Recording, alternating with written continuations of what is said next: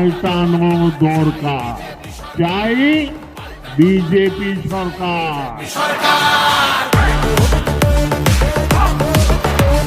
26,000 চাকরি গেল, যোগ্য পায় না বিচার। কয়লা বালি গরু মানুষ সবই হচ্ছে পাচার। খাটের তলায় লুকিয়ে রাখা কালো টাকার পাহাড়। প্রতিবাদ করলে বলে বিরোধী ধরে মার। সব দুঃখ ঘোচাতে হবে, সইব না তো আর। তাই পাল্টানো দরকার, চাই বিজেপি সরকার।